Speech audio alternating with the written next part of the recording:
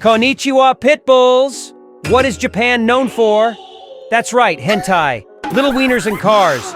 We're focusing on the latter today and looking at awesome JDM cars for under $10,000 that you can impress your Tokyo Drift crush with. No, not her, him.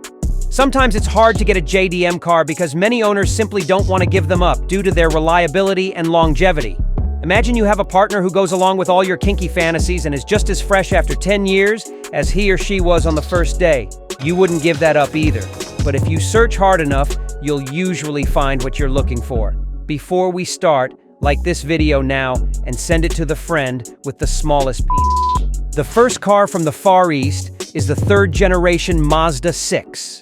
The Mazda is available as a sedan and an estate. Surprisingly, the diesel version is the most common. The Mazda 6 looks pretty delicious for a mid-size car. The diesel is the better variant anyway, because it has a 2.2-liter biturbo engine. The two petrol versions still have a naturally aspirated engine. When browsing for models, the term Skyactiv often comes up. What sounds like a sex position is actually just Mazda's engine technology. Because nobody's perfect, especially not my ex-girlfriend, the Mazda 6 has also had a few recalls. For one thing, there could be increased soot deposits due to a faulty control unit, and the injector mounting could be leaking. So pay special attention to this when buying. There are already decent models available for just under $9,000. You only have to replace normal wear parts in your thong. Let's continue with something compact. The 9th generation Honda Civic, namely as a facelift. Most people notice it as the Type R, which looks as if it has 40,000 horsepower, although it only has 310. In terms of bodywork, it resembles a VW Beetle, but fortunately looks better than the German turd. But there's a fetish for everything, so let's not judge. In any case, the Honda Civic is one of the least problematic vehicles in its class and a worthwhile alternative to the VW Golf. In the Honda Civic, the gasoline engine is more common than the diesel version because they are unproblematic.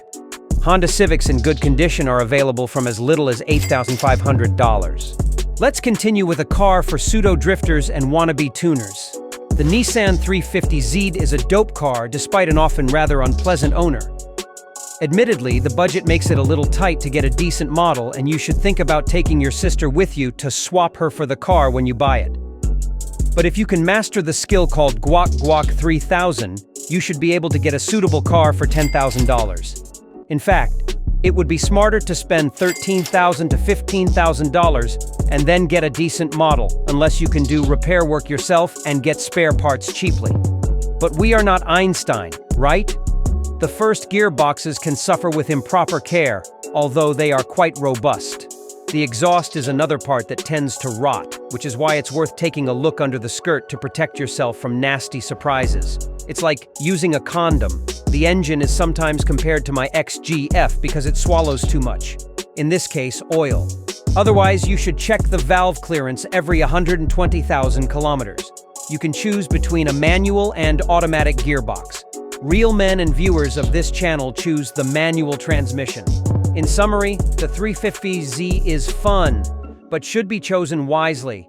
Otherwise, you'll have to sell your left testicle to maintain it. Anyone who, for whatever reason, doesn't feel like selling their left testicle but is still keen on a sports car can take a look at the Mazda Miata.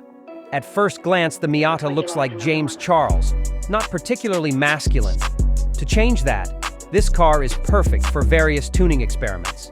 So it is common that you see models that are lower than the moral level of this channel or with a spoiler that a family of 8 could eat off. It's not the fastest, but it's fun. And with a new exhaust system, you can annoy other people, which is always great.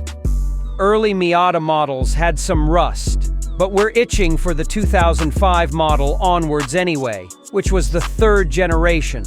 It's based on the platform of the RX-8. The one with the weird Wankel engine thing. The car doesn't really have any problems, except that the ignition cables have to be changed every 50,000 kilometers.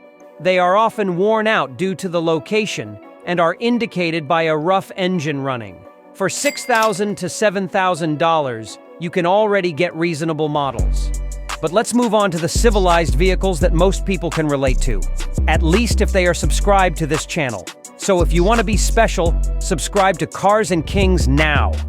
Anyways, the second-generation Lexus IS is a mid-range car with rear-wheel drive. It therefore competes with the BMW E93 series and the Mercedes C-Class W204. The car is available with a 4-cylinder diesel engine and a 3.5-liter naturally aspirated V6 engine with 310 horsepower. The biggest problem with the diesel is that the car quickly becomes clogged. This is due to a very nasty EGR valve, which is best cleaned annually. You can do it yourself, or you can pay some schmuck with a high five to do it. It won't take more than 30 minutes, and it's not rocket science.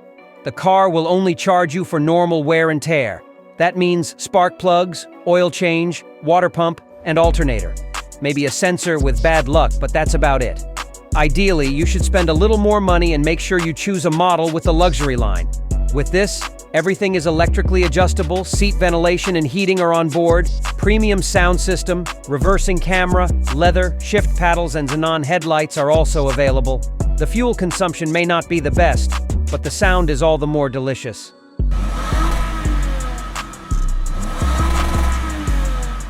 Because the car is so solid, it is correspondingly expensive and costs around $8,500 in good condition.